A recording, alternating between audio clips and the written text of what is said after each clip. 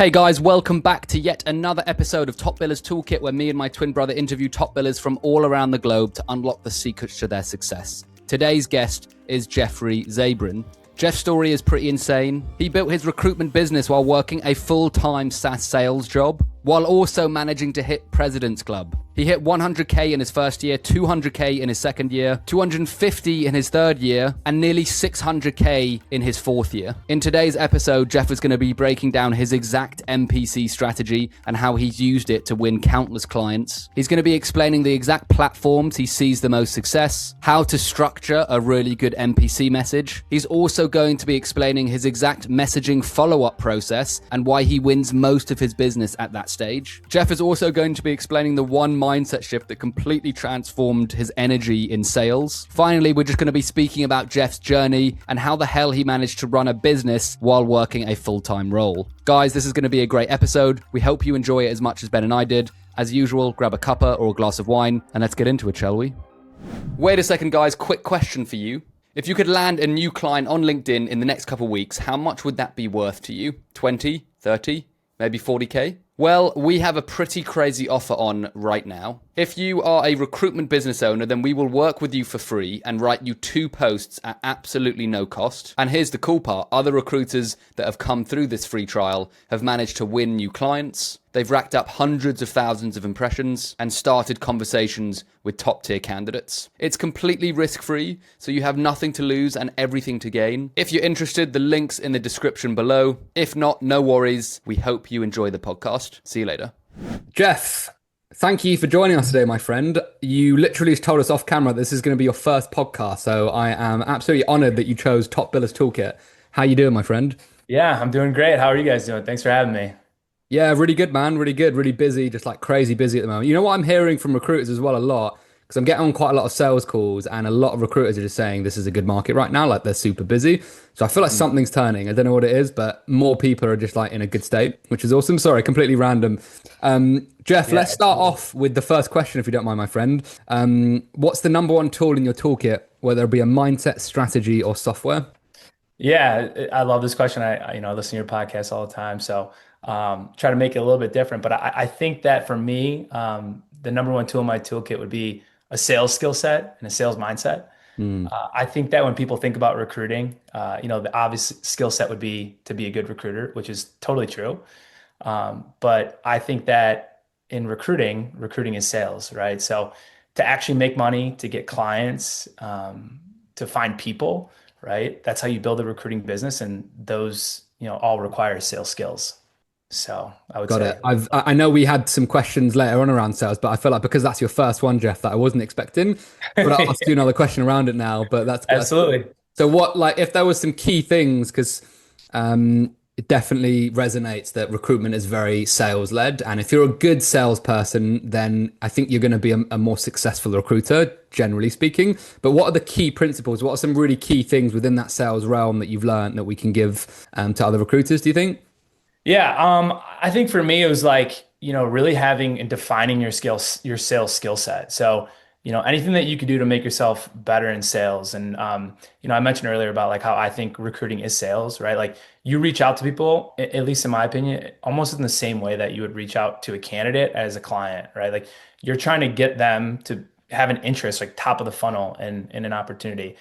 So when you're asking about like, sales or sales skill set, I think really training yourself or using resources, books, podcasts, anything like that, or training classes, to make sure that you can refine your skills as much as possible. And I think that comes down to like really two things in my opinion in recruiting. Number one is copywriting and how you write, right? That's Mhm. a lot of times in our day and age is like how you get those conversations started is through how you write and how you copyright. And number two is, how you are on the phone, how you present yourself, right? So I don't know if the one comes before the other. I would say like in a lot of, I think in this day and age, maybe writing comes before, your interpersonal skills or your phone skills or whatnot. But I think being able to, make yourself as best as you can be in each of those scenarios, so on the phone or writing, are super important. And I think if you can combine both of them together and really hone both of those skill sets, you can really be a phenomenal recruiter. Love it. Absolutely love it. Sam, were you going to say something? Because your mouth moved I slightly. was going to ask a question, but I don't want to go off course in case in case we're going down another rabbit hole. I was going to go straight into copywriting, unless Ben, you had a No, question to I can back ask up. a follow up from that. Let's go. My brain's on copywriting as well because we haven't had very many recruiters that go Mm. down the copywriting route, which is interesting. So Yeah. go ahead, Sam. Sorry, Ben, you're passing it over to me. Okay, cool. Um, no, on that copywriting piece, Jeff, I think we already have a question lined up for that, but I'm just wondering how you learned copywriting. Like, when was the first moment you were like, copywriting's important? Because I think surprisingly, the amount of recruiters that use copywriting every single day in email messages but don't hone that skill is quite amazing. So I'm Yeah. curious when you were like, oh shit, I need to get better at this, and I'm gonna go do this to get better. If that makes sense. Yeah, no, it makes perfect sense. And that's a really good question. So at least in recruiting for me, it was a lot of like guess and check. Like, does this work, right? Wasn't really necessarily working when I first started. I think it's like anything else. You try something, if it works, great, continue doing it. And if it doesn't, change up what you're doing. And I think a lot of copywriting is kind of seeing what works and what doesn't work. And I think like as a recruiter, right? Like you guys know this from LinkedIn and things like that. The better that your copywriting is, or the better that you are as a writer, really I feel like attracts people to you. Because like here's an example I like to use, and I'm sure you guys get emails all the time, just like I do, from people trying to pitch you things. Sometimes the copywriting is so bad that I don't even look at past like the subject line, right? Or like I don't even look past like the initial like subject line of a LinkedIn message. But sometimes the copywriting in the subject line or the first line is so good that it might even be automated, but like I will respond because there's a chance that it could be personalized. So Mm, for me, it's like copywriting is so important for that top of funnel, just getting the conversation started, whether it's clients or recruiting. Because as much as people say that they want to cold call all day, and no, that's great. If that works for you, that's phenomenal. But again, cold calls take a really again, everyone's different, but like cold calls can take just the same amount of time, if not more, right? Of like getting people on the phone and calling them and clients and all that. Where I see my most efficient, practice or whatnot is in outreach through writing, whether it's LinkedIn or emails, cold emails. love that. So I have a feeling that some of the skills that you learn, well, I don't have a feeling, I'm almost certain, Jeff, that some of the skills that you learn in copywriting sales were in your sales job, your SaaS job. And I feel like we need to get into this because this is super fascinating that you yeah, built a business while working a full-time job in SaaS software sales, and you made President's Club 2 years in a row whilst building a business on the side in recruitment. And that's mad. Like when you first told me that, I was like, that's insane. Like to be able to get to President's Club and perform at that level in software sales, which isn't easy. I know it's not easy. But yeah. then to build a recruitment company on the side and hit some decent numbers as well is amazing. Why did you decide to do it in that order? Like, why didn't you just? Now I'm kind of curious. Why didn't you just stay in software sales? You made President's Club a couple times. You're obviously really good at it. What was that motivation to start building a business on the side? Yeah, just like personally, like I feel like I'm very entrepreneurial. Mm, Like my dad has his own business, my grandpa has their own bit has had his own business. So I just feel like there was always something in me, and I hear this a lot on, your podcast as well. Is like you get that itch to want to do something on your own, like selling something for someone else. Great experience. I learned so much. I wouldn't trade it for the world, but at the same time, like, man, I'm grinding and doing all these activities and all that for really to build someone else's business. And so, in my head, I'm like, man, what can I do to like build my own business? Like, I don't really have any skills other than sales. I think at least I'm like, I'm not very talented in anything else. So I'm like, you know what? I could probably build a recruiting business. I started my career at, a really large staffing agency, it is recruiting. It's a little bit different, of course, temp staffing compared to permanent, direct hire recruiting. But in my head, I was always like, man, that is something I think I could do on my own. So yeah, I was in software sales. I was there for almost 8 years. Pretty much hit President's Club every year. But you asked like, how to do both. I think the big thing, and I think this is recruiting in general, but for sure in sales, is just like efficiency is so important. And I think being able to find practices or ways to make yourself more efficient without taking shortcuts is probably the most important one of the most important things, skill sets that you can have in mm, recruiting, like figuring out ways to do things in maybe like 2 to 4 hours that usually would take someone 6 to 8 hours is so important. But Mm. there's a fine line with that because you don't want to do things in 2 to 4 hours that is all automated where people, can't, where people don't feel your authenticity, right? So for me, that was kind of the struggle at first, is like figuring out how to like automate things, but also wanting to like, make my copywriting look like it and act like it actually is coming from myself, right? Like I'm actually doing the research. So efficiency was just really big for me. And I figured out in my software sales job how to be efficient where I can, get things done relatively efficiently and still work on my recruiting business, after hours and on the weekends and take client calls after hours or recruiting calls, on the weekends. So I think like when anyone else starts a business, you work your day job and then, on the after hours, you try to build your business or whatnot. And eventually I was just like, man, my recruiting business is kind of taking off and started making more money in my recruiting business. And I'm just like, I don't know if I need to do the software sales anymore, but it was definitely, I still feel like it was a leap of faith at the time. I was definitely nervous about it, but you know, great decision. I'm very happy that I did it at the time that I did it. So. Awesome. Awesome. Were you working like every hour God sent, Jeff? I'm just curious, like, because as a business owner, this business consumes all my life. Like, it's Totally. insane. And so Yeah. I'm just like, how the hell did Jeff build a business and have a full-time job? Were you just Yeah. working like every hour? I'm curious how you managed your time. Kind of, but like not really. Like I honestly started during COVID, so everyone was at home, so that was kind of I was bored. Mm. I like to like work out, play basketball. Like I like to be very active, and a lot of those things I couldn't really do. So I was like, what can I do to like take up my time, right? And I was like, I've always wanted to build a business, so I started just kind of reaching out to people, like, hey, like, and I'm sure you guys remember this. Like after COVID, the market was just crazy. Everyone was hiring, right? They couldn't find enough people, and I'm like, if there's ever a time to do this, this would be the time. And then I just started doing research on like what the hot markets were. So I started just reaching out to people and using my sales skill set that I used in software sales. And I was like, hey, could you use some help here? Like, I could have a candidate. Here's a candidate, or I could help you find people. So yeah, I wouldn't say that I was like working like crazy. Like I definitely don't work like 12-hour days or whatever 10-hour days. Like I'm very efficient. A lot of days I'll start at like 8:30 and I'll end at like 3. And Wow, amazing. yeah, I definitely don't, I'm not crazy about it. That being said, like I will take calls on weekends if I need to, or like 6, 7:30 if someone needs to jump on a call or whatnot. So Eight till, and that is that a normal working day for you, Jeff? Like 8 till 3 at the moment? yeah, I'd say so. Yeah, that's Yeah. really good. Wow. And just for the audience, just to kind of put that into perspective, I'm just going to quickly tell them the numbers that you share with me, Jeff, that's okay. Which Yeah. was 2021, whilst you're working full time, 100K. Year two, 2022, 200K. Second year, that's still in your job, so that's pretty mad. Yeah. Year three, 250, first year in your own. And then year four, 2025, 539K. Am I Yeah. right saying that? Yeah. I just looked at I had 2 invoices out to try to hit 600, but didn't get it. But Yeah, still, man, that's epic. Really great yeah, numbers. thank you.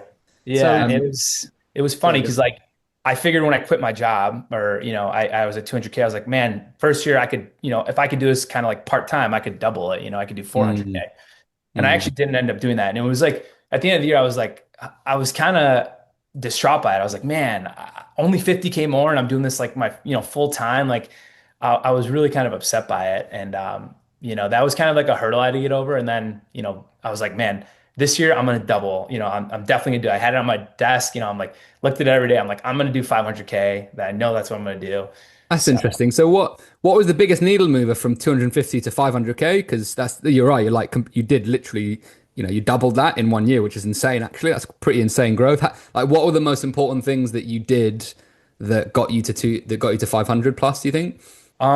Yeah, I think it's two things, and this might be oversimplifying it, but honestly, the longer that you stay, that I've noticed at least, the longer that you stay in your niche and the longer that you are the guy to go to for, anything in regards to your niche. So like if someone has a job that they need filled and they come to you, or if someone is looking for a job, they come to you. It has just I hate to say this, but it's gotten easier as the years go on. So I think that first like 2 to 3 years, are kind of tough because you're still trying to make a name for yourself.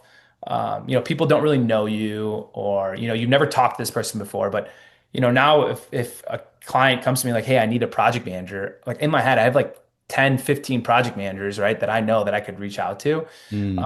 So when I talked about efficiency earlier, it's really figuring out like how to be efficient and really being able to do things in like, 5 hours and compared to 10 hours a day. And that comes, I think, largely in within being in a niche, and really knowing your niche really well, which I know I hear a lot of your guests in your podcast say all the time. So Hmm. Interesting. So, do you think that the biggest needle mover for the fourth year was just momentum build from the network at that point? Do you think, Jeff, was it like, oh, now I've got more clients, more candidates, now it's just about more volume, or like, yeah. is that am I accurate there, or am I missing? I would say that's definitely like one of them. I would say that so momentum, like you were saying, is probably one of the aspects of it. Another aspect of it is I really this past year I really upped my sales like outreach. So Interesting.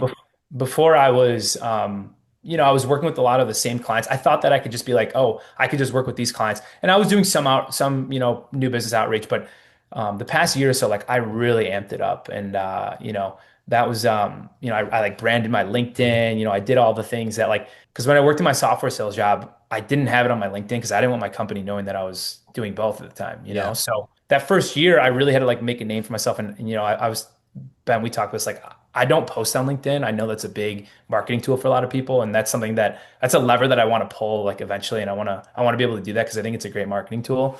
But I think that upping my sales outreach and like my really kind of just my activity was huge Mm. because the year before that I had like a five, six, seven like good clients that would give me repetitive new good business, but going out there and forming these new relationships and reaching out to people and using like the sales skills that I've learned for so many years has really helped me this past year and this year I think as well. So Awesome. Sorry, Sam, just one more question because I feel like Go ahead. it's so relevant. And so more outreach is fascinating for me because it's very kind of it's a simple kind of tangible thing that other people can take away from this. So yeah, what was the difference between the outreach? Maybe not exactly down to the number, but like roughly, yeah. were you doing like two outreaches a day and then the following year to get to 500 you did 10? Like what was the difference between outreach in terms of like volume or hours or some sort of metric? Yeah. I would say like my goal was in my head, and I didn't always hit this, but it was like 10 new business, activities every single day. Cool, interesting. So that was like, 50 a week. It was either like reaching out to people on LinkedIn through emails and, just everybody has a different process, right? It's like my process might not work for everyone and someone else's process might not work for me. That's what I love about recruiting. I think it's very much an art. Like everybody could do things differently and have different Mm, outcomes. Like there could be $1 million biller that only cold calls, right? And that's great. But for me, I feel like it's much more about, cold outreach through emails and LinkedIn. So yeah, for me it was just like finding people within my niche that are hiring, hiring managers, business owner, right? Anything within my ICP, my ideal prospect, and reaching out to them and just like letting them know. And it's one thing about finding those people, but it's another thing about bringing those people value where they'll potentially if they don't want to work with you today, like if they do, great. But if they don't, maybe they want to work with you a year from now or 2 years from now, right? So mm, that's why the niche is also so important. amazing. Interesting. I'm curious, Jeff. If someone said to you right now, "Hey, Jeff, go start another business," you've already chosen your niche. What method would you use to win clients? If someone said you had to choose one and do that straight away? Where's your brain gravitating towards? You're talking about like one like outreach source or like Yeah, if there one. was one method that you had to use to grow a business from scratch, what would it be? Yeah, it's a great question. So I would say, man, it's obviously between email and LinkedIn for me. But there's, I would say probably email just because, not everybody's on LinkedIn. And I think like when you get my end goal is always to kind of bring it back to email. So like if I reach out to someone on LinkedIn and we have a good conversation, I'm like, hey, can I shoot you over an email or like, do you think it makes sense for a phone call? Really to get out of LinkedIn because it's just, million messages. It's tough to kind of, sort through. But I would say probably to your question is email. Really, I think cold email in sales is like if not the best skill set, it's one of the best skill sets to have. It's so important to be able to write well and to articulate and be sufficient, right? Like I Mm, guess efficient, not having like a 700 word email, but being able to say what you want to say in like 300 words or less, you know? mm. Yeah. So That's really helpful, dude. And so you would choose email and talk me through, because if someone just said, "Hey, Jeff, here's an email domain and a laptop," how would you go about then winning business? Like, do you go to candidates first? Do you go straight to clients? Can you talk me through your process of what you would do like right now to win a new client? yeah. Well, so right now in my business, if I wanted to like find, are you talking about like finding a new client in my business right now, or like if I were to start a new one? If you were to start a new one, like just because I'm sure now you've got a Yeah. network, you've got referrals, Yeah. like Yeah. it's just a different game now, isn't it? Sure. I'm thinking like brand new. Yeah. What would you do? Yeah. Yeah. No, it's a really good question. And I think what I would do is I would probably find a really good candidate, right? Like I know people talk about NPC approach all the time. I have two different approaches when it comes to sales, right? And if I were to start a new business right now, obviously your focus would be trying to find clients, right? That's who pays you. That's who you work with. That's at the end of the day, that's how you grow your business. So I think I have a two-pronged approach in my sales technique, and this is kind of how I would do it if I were to start a new business. I would take, an NPC, right? So I would say, find the most placeable candidate and really take that person, and market them to my niche, right? So let's say if I was doing like manufacturing in Chicago, which I know nothing about, but if I did, I would find, a really high, like a long tenured candidate that's open to new opportunities, in whatever way, that is LinkedIn, email calls, whatever it is. Find that person, and then, market them to that manufacturing industry in Chicago. And again, find your ideal client or candidate or ideal client profile, on LinkedIn, find their contact info, email them, cold email them, LinkedIn message them, really just try to put a name, like a name to a face or whatnot, so that they know you're legitimate, right, in your LinkedIn profile. And then, come up with some type of copy in cold email to get them to ideally respond to you. So I would say I would definitely use cold email and then that in the NPC approach. And then, the second approach that I have is more like, it's more like finding job openings, right? Like people posting them and then pitching candidates. So I think there's two ways. You can find an NPC and market them essentially their skill set. Like, hey, don't know if you have a need right now, but I have a candidate that I'm working with, thought he might be a good fit. Think there'd be any interest in taking a look at him. Like, not sure if you have a need, but think there'd be any interest in taking a look at him. Or the other approach is, hey, saw your post looking for, a manufacturing project manager in Chicago. I'm working with this candidate, 10 years of experience. Here's a skill set. Think there'd be any, like, not sure if you're still looking, but think there'd be interest in taking a look at this candidate. So that's Mm, kind of the two-pronged approach I take. One of them is an NPC, and the other one's more like a general, like marketing. They might not have a need, but they might in like 6 months from now. mm, nice, man. love it. And what would you say is more successful for you? Is it the job ad route or is it the normal kind of NPC route where you're just kind of being broader? Yeah, so the NPC route where I'm marketing a candidate that I know that they have a job opening for, I have a much higher response rate. Yeah. Yeah, Where yeah. it's like there's a job posting, right? Because like that means they have a need for sure, right? Like Mm, essentially they have a need for sure, whether it's filled or not. yeah. But they had a need. So my response rate is much higher. And I was telling you, Ben, I think so. My response rate, my first email is about 7%. My second email is a little over 7%. It's like 7 or 8%.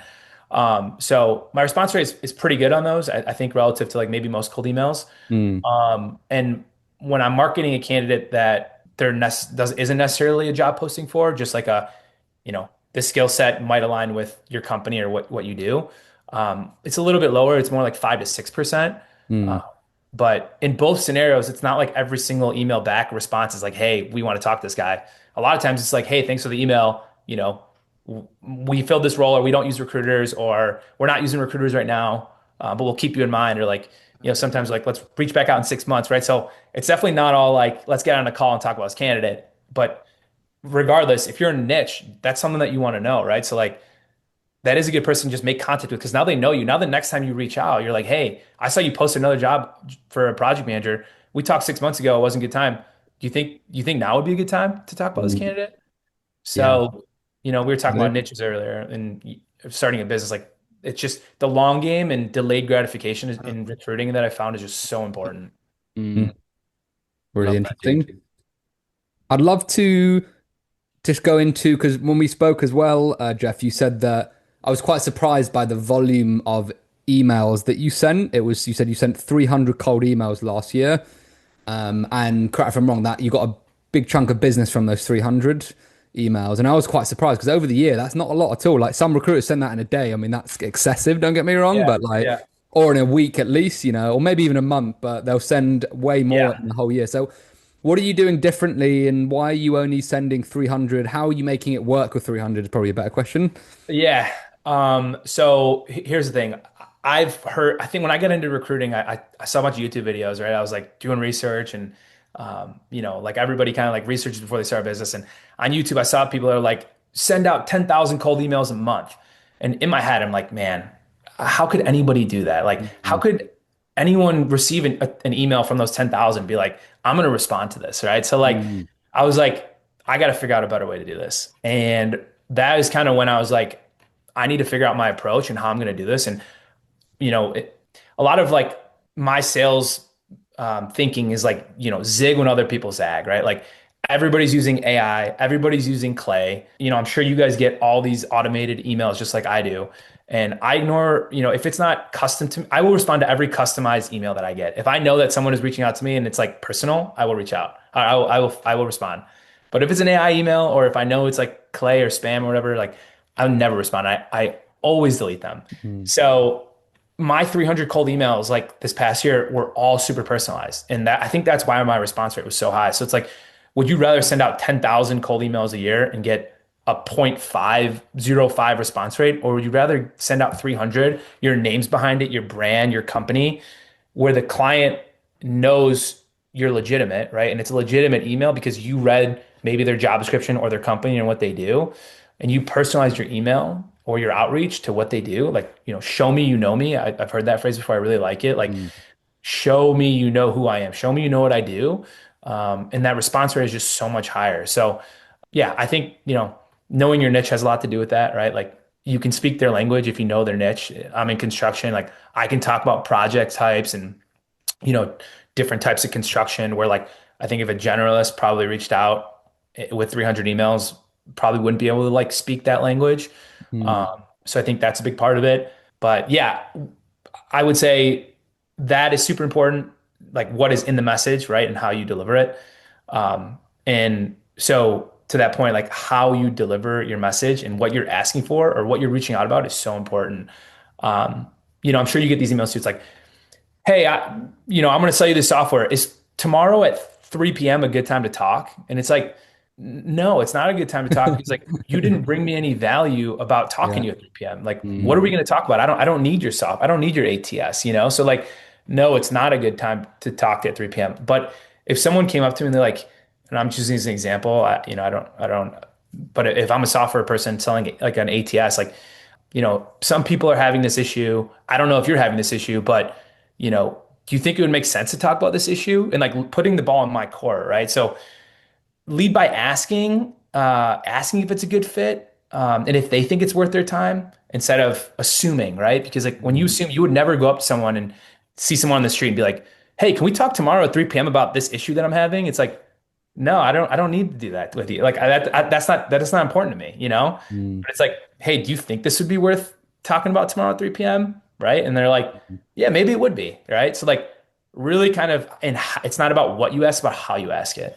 mm. I just want to give the listeners context. So you sent 300 emails and you're getting a 15 to 20% response rate, which is pretty insane. So you're getting between out of those 300, if my maths is correct, about 45 to 60 responses, which is pretty insane. That's a really good ratio if you think about it. Like that many responses. I know not all of them are going to be like, yes, let's work together, but still, like that is 45 people that have come back that you can start a conversation with and Yeah. warm and nurture. I'd Yeah. love to get into like the email structure or just as much information as we can. You've already kind of given some insight, Jeff, and Yeah. obviously share what you feel comfortable sharing. But Yeah. I kind of want to be in a fly on the wall. I'm like, I want to look at your Yeah. campaign behind the scenes and like, what Yeah. is Jeff typing? What is he saying? How is he getting Yeah. high responses?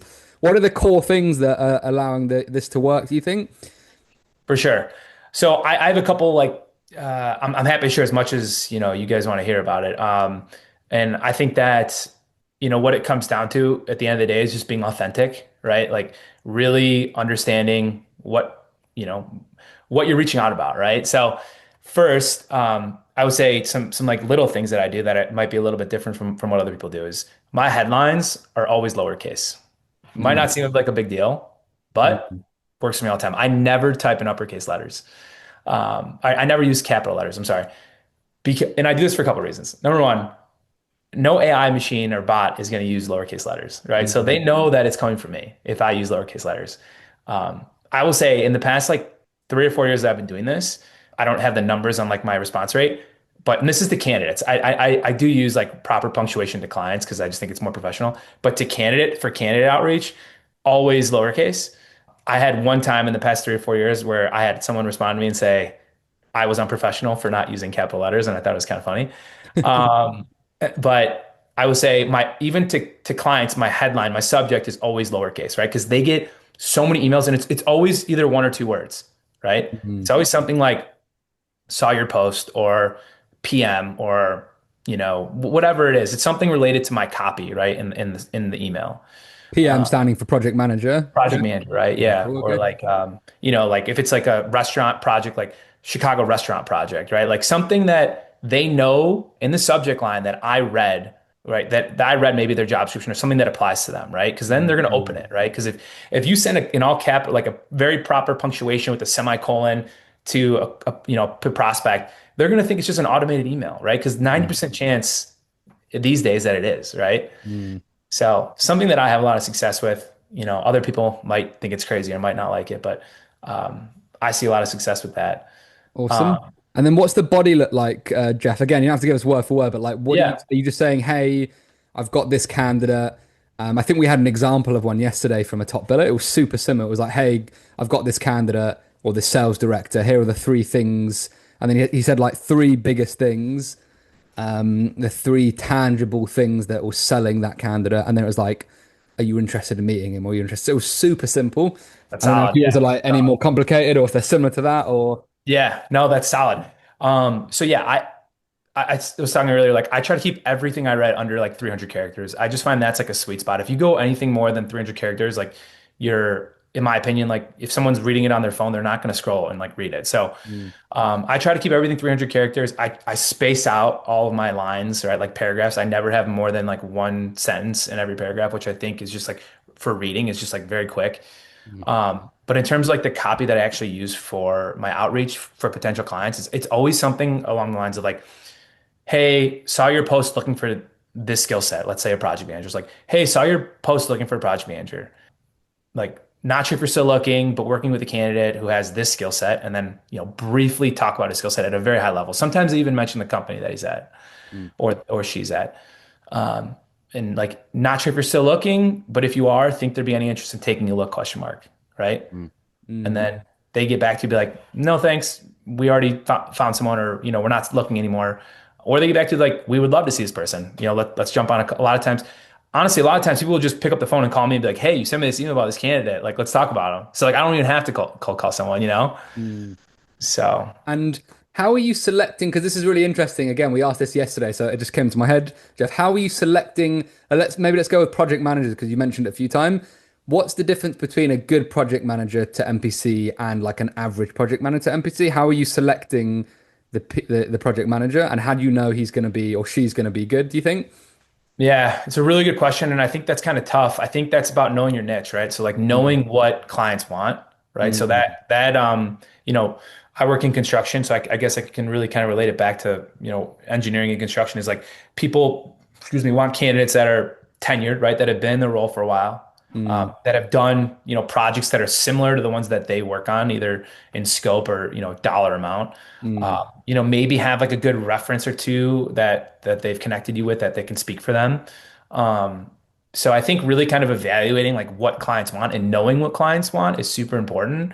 And again, that all comes with experience. If you're just starting in recruiting, like you're really not going to know what clients want until you talk to clients, right? So mm, you have to be willing to like put yourself out there, and it's much easier said than done. But you really kind of have to like be willing to put yourself out there and like be curious. Like even mention the fact like, hey, I did this a lot when I first started recruiting. Like, hey, I really have been doing this for that long. Like, what does a good project manager look like to you? Like, what kind of project managers you typically hire? And like, they love when people are curious because those are questions that people don't really ask them, right? Like they Mm. usually just send them a resume and be like, when's a good time to talk about this candidate? It's like, never. Like he's not a good candidate. I don't want to talk to you about him, right? Like I'm not going to talk to you. And then you lose credibility. So, having those conversations, just like asking, like acknowledging the fact that you might not be, the most experienced person or necessarily know what a good project manager would look like. And not all the time, but a lot of times clients, love telling you what their perfect candidate looks like.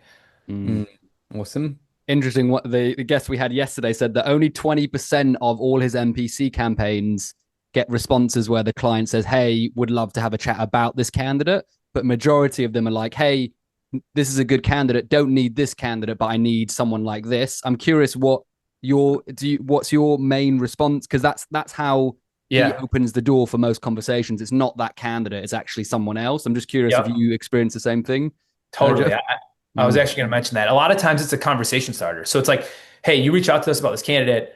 We're not looking for a project manager, but we need, a superintendent or we need an estimator or we need an engineer, right? Like we need a civil engineer, not a mechanical engineer. Could you help us with that? So maybe they see your email, they look at your LinkedIn, they go to your website, like, oh, this guy's legit. He works in our niche. He lives in Chicago. We work in Chicago. This is a good guy to talk to about another opportunity we have. So for sure that happened. I don't have the numbers in terms of like what the percentages of those types of conversations, but it definitely happens all the time. And it's great. And the other thing I'll say about that is like, and I know people do this, but I never reach out to people with NPCs that I don't actually like have or talk to. Like I just could never reach out to someone with a candidate that I'm like making up, I guess, because if they ask to see the resume or they ask like talk about them, like, what are you going to do? Like you lose Yeah. all credibility. Yeah. So Yeah. I would say like really finding someone legitimately, and Mm. not like just, faking it, in my opinion is super important because like you want to have a sword to fall on if you actually have to Yeah. present that candidate. Mm. Yeah. So funny. We've had quite a few billers on the pod, Jeff, and there's definitely a category of recruiters that are okay making up the candidate Yeah. or just, and Yeah. then there's a category that are like very stern and like, no, don't do that. Totally. So Yeah. it's just Yeah. fascinating seeing the Totally. different, the Yeah. different, but It's yes. Sorry, go ahead, It's man. my opinion. Like I definitely think that there are people that probably get away with that and can do Mm, that. But honestly, and this funny, I didn't mean to say it, but like I think honesty is just such a big part of recruiting. Like you want to be Mm. honest and transparent and like it separates you from like 95% of people in the recruiting industry. And I'm mm, generalizing, but like, I just feel like so many people are like, will maybe like tell a white lie to like get in front of a client or even a candidate, like talk about a client that they're working with that, isn't necessarily correct or truthful 100%. And you lose credibility, right? Because like that client's never going to want to work with you again. That mm. candidate's never going to want to work with you again. And it might not be a good fit right now, but 6 months from now, that client will be like, oh, he was honest, like he didn't lie about the candidate he was working with. I've had a million recruiters reach out about candidates they're working with just to get a conversation started. So it's my opinion, right? Other people could do things the other way and it could work for them. So I'm not saying there's a right or wrong answer, but I feel most comfortable presenting, legitimate candidates. Yeah, and I completely get that, man, and I understand the thought process behind that. Ben, is there any more questions you have on NPC? I had kind of a different question Is it to still on go off. is it still BD focused? Not really, no. Okay, cool. I've got a BD focused question, Jeff, because Yeah. correct if I'm wrong, you've got a follow-up process and you also use LinkedIn as well in combination with email, which I Yeah. find interesting. Can we Yep. talk a little bit about that? What are you doing like with follow-ups and or LinkedIn? Like how are you? Because I've got here, and forgive me, your follow-up emails outperform your first emails. Am I right in saying you get more responses from your follow-ups than you do from your Yeah. initial emails? Mm, Is that Yeah. correct? Yeah, for sure. Interesting. Um, yeah, my follow-up emails are like really simple, honestly. It's always like coming from a place of like curiosity. It's Mm, always something like, it's the start of the new year, right? So like a lot of my clients are really busy. So like my follow-up email right now is like, hey, I know it's the start of the year and you're probably super busy. I hate to even ask this question. Would you have any interest in taking a look at this candidate if you're looking, mm, right? And then mm. they're like, It's really hey, like, disarming. I feel well, like yeah, it's quite disarming exactly. the way you said that. It's like, oh, interesting. Exactly. And they're like, oh, like, so sorry I didn't respond to your first email. Like, I am super busy. Like, you nailed it. Mm, And now's not a good time, but like, reach back out in 6 months, something like that. Or like, we're not looking right now, but, we might be soon. So like, let's stay in touch. Or, sometimes they don't respond. And that's totally fair too. But really kind of coming at it from like a place of curiosity instead of a place of assuming, like, I deserve to talk to is just so important. I always try to think about like how would you want to be reached out to? Mm, I really don't like when people number one cold call me like and I'm busy doing something like again, this is a hot take. Like it's just not my thing. I agree, man. I Yeah. I would rather get like a LinkedIn message or an email and like decide whether I want to meet with that person. So it's really again, it's like about how you say it and not what you say, you know? mm.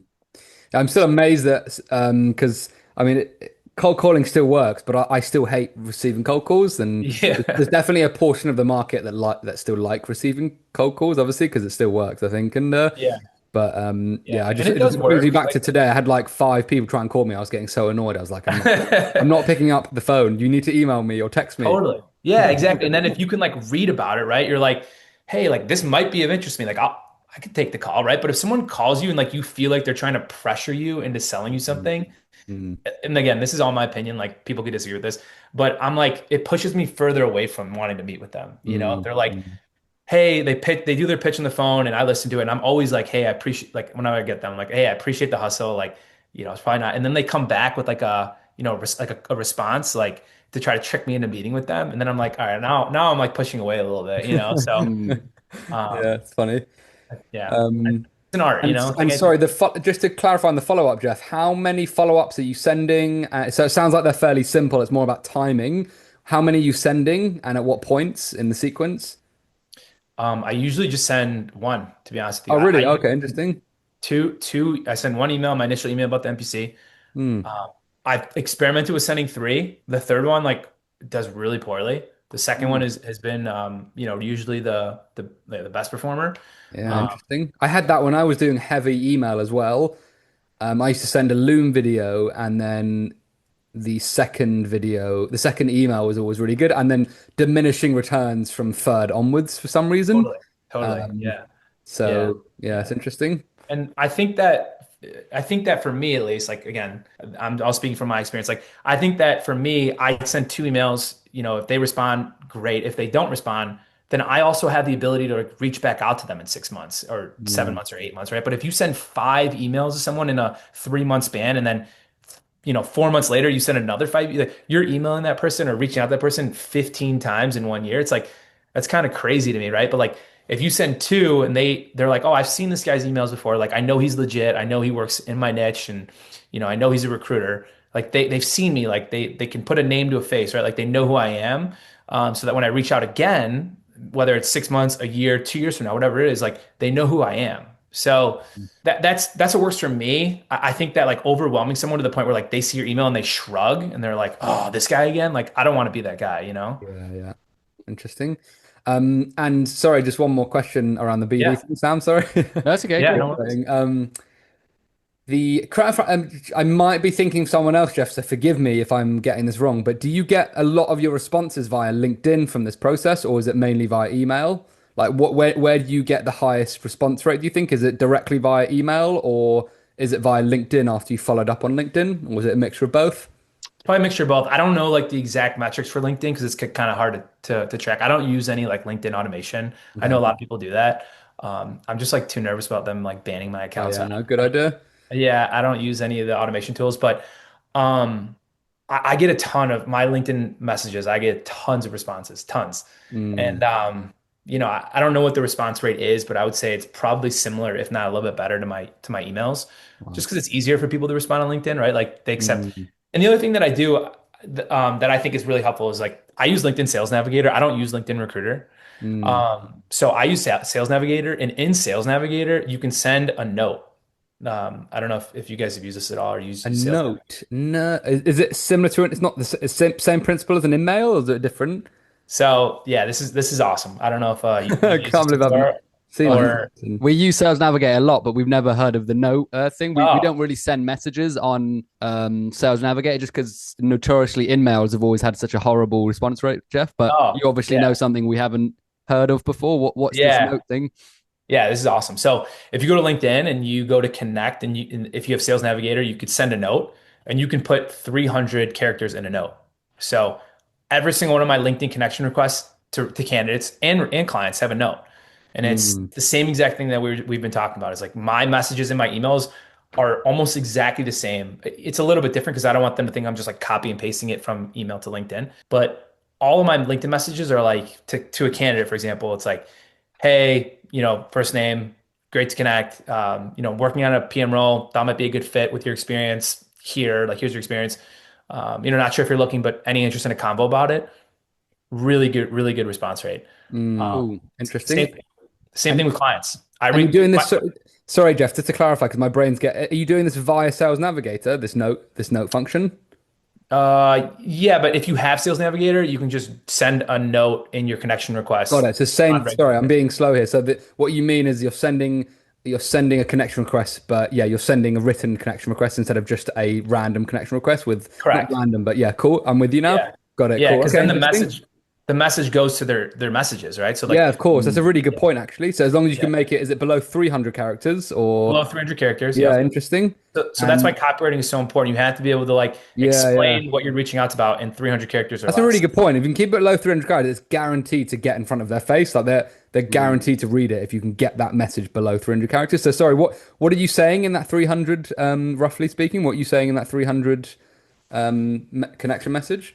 Pretty much the same thing I'm sending in my emails. Like, hey, and I use all lowercase. Like when I send these connection notes to people, and I send them myself. Like I don't automate them, right? Like I'm like, hey, saw your experience at this company. Not sure if you're looking or in the market, but I have a project manager, like a PM opportunity. Here's a little bit more about the job. Like any interest in taking a look at it, or think it's worth a conversation about. Mm, love And it.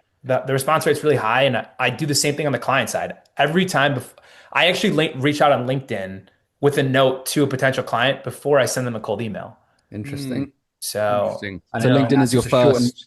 Sorry, go ahead, Tom. So LinkedIn is your first port of call to send that NPC pitch, and it will be through a connection message. correct. Yeah. Cause then they Cool. see, so like I'll do it like one day I'll just like go on LinkedIn, I'll find like all my, ICPs, I'll send, them all link, whatever note I'm sending out to them, whether it's like an NPC or like, candidate that I'm working with that I thought might be a good fit. I'll message them I'll send them a connection request and a note on LinkedIn. And, ideally they see it, they accept it, sometimes they'll respond to it. But that email that I send to them, usually like the next day, sometimes I do it the same day, it's like a warm email, right? Because they've seen my LinkedIn. They're like, oh, this guy's a recruiter. He's in Chicago. He works in construction engineering. Like he's legit. And maybe they saw your LinkedIn request, but like, people don't use LinkedIn as much as maybe we do. But they're always in their email, right? So like it gives myself a little bit more credibility than to respond back to me. Mm. Yeah, So really interesting, man. Really interesting. So simple, but it's not something that we've heard of much, like used in that order, which is Mm. interesting. Yeah, and yeah, pitching the NPC in the connection message is where I'm going to experiment with that Yeah, because that makes a lot of sense, doesn't it? yeah, it does make a lot of sense, especially if the message is good, Jeff, and you put the emphasis on like a good piece of copy, and exactly. you've got the a good candidate to the right client. That it makes perfect sense that it would at least say accept and be semi interested. Correct. Yeah, Correct. Because you're, And you're doing the same thing when you connect with them, aren't you? Pretty much. If you've got an yeah, NPC, the first message is going to be an for NPC, so sure. you might as well do it in the connection. yeah. Absolutely. Absolutely. And the other thing about that too is like, they could accept this happens all the time. They can accept your LinkedIn connection request, not respond to the message that you sent them, right? Like that happens all the time. But Mm, now you have this person in your network, right? And mm, now they're seeing everything that you're posting or commenting on LinkedIn. They're seeing the people that you're connected with on LinkedIn. So they know that you have a vast network of people in their niche, right? mm. So, again, if it's not for right now, maybe you're not going to work with them, but it could be 6 months, a year from now. I've had people reach out to me a year later being like, hey, I know I didn't respond to this message, but like, we're now looking for a project manager and we thought you'd be a good fit to help us. So Mm, Love it. awesome. Um, Cool, Ben. A question. no, you go ahead, Sam. No, I'm just going to say that I've actually got a client call in about 10 minutes, so I don't know what other. I've got one question in my head. Ben, did you have a No, I, question? I'm- I was going to ask the same question as I always do, but I'll save that for the very end, Sam. So you ask your question. Yeah, I'm Um, just curious.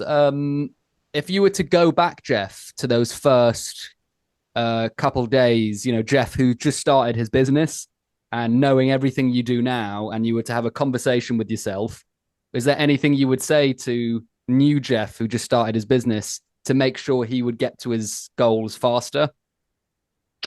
yeah, I like that question. I mean, Ben and I talked about this like a week or two ago that I think is super helpful in terms of like sales methodologies, right? Like There's a guy that I follow. His name's Josh Braun. I don't know if, Sam, you're familiar with him, but Haven't heard of him. No. he's a LinkedIn influencer, and Cool. he's got like a really good sales strategy and a really good sales technique. And I discovered him, maybe like 5, 6 years ago. So I was just leaving my software sales job, just getting into recruiting, and I think his tactics and the way that he goes about, like, something he says a lot is like detaching from the outcome. So it's really like, detaching whether that someone wants to talk to you or not. Like, don't take it personally, right? And it's so easy to get caught up with that in recruiting. Is like, you know, if someone says no to you, you're like, oh man, like whoever you are, like sometimes it doesn't feel good. Hearing no doesn't feel good to anyone, but really like understanding that you have to detach from whether or not someone wants to talk to you or not, and not to take it personally, right? Like they're not saying no to you because they don't like you. They're saying no because maybe the timing isn't right. Maybe they just got a promotion in their job, right? Maybe they just moved, they just accepted a new job. There's so many variables that happen in this industry. And Josh Braun's one of his big principles is like detaching from outcomes. Like, don't pressure someone to accept a job that isn't going to be a good fit for them, right? Because that's not going to be good for you. It's not going to be good for the client. It's not going to be good for the candidate. So really detaching, letting people make decisions that are best for themselves, is something that I wish I probably learned sooner. But knowing what I know now, like I keep a post-it note on my desk like every day. It says detach. Like I love that. I always look at it and I'm like, okay, like that sucked. Like I thought I had this guy, but like, there's obviously a reason he's not doing this, or like there's obviously a reason this client doesn't want to work with me. Maybe they work with someone else, right? So like detaching from outcomes is just number one, helps your mindset so much, like mentally. And you don't waste your time, like you're not going to convince someone to take a job that they don't want to take. And even if you do, it's probably not going to be, probably not going to work out for anyone in that scenario, Love Yeah. it. I've got I don't know why I've got to mention this, Jeff, but Yeah. I remember when I was watching Josh Braun. I love his content, by the way. I think he's awesome. I Yeah. remember, like, for some reason he drifted out my algorithm, then he popped up